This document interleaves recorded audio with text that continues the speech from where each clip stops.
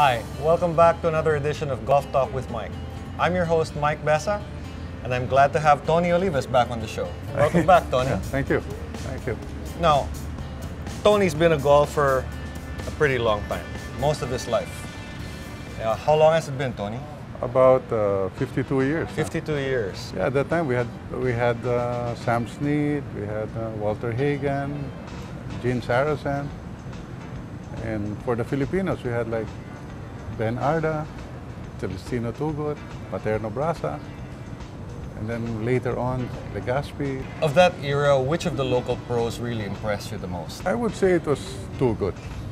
He had a really good swing. Hit the ball long, and high and straight, and his swing was so natural, like he was just walking in the park. The only problem he had, and that's why he didn't actually win tournaments, was his putting wasn't so good. And that's where Ben Arda came in. Ben Arda had a really good short game. He had a heart. He had a small fellow, but he went a long way. I think He wasn't particularly long or anything, right?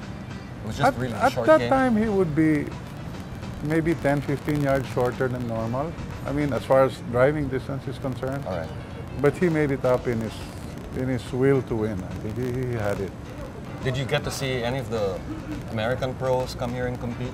Yeah, we had Billy Casper at that time came over. Peter Thompson played here.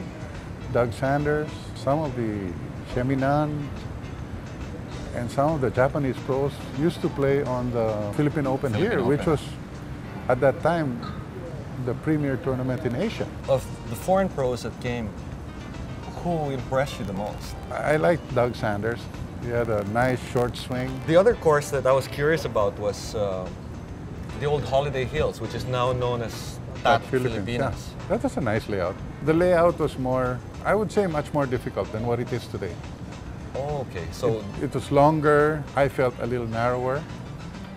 I don't know if it's because of my age, but it was much difficult before. it's good to be able to reminisce with you. The Philippines has a great history of golf, you know? Great history of golf, and not too many people know it. So I'm glad to have guests like Tony, and hopefully you'll come back and we can reminisce some more. Okay. All right? So until next time, I'm your host, Mike Besa, on Golf Talk with Mike. We'll see you again.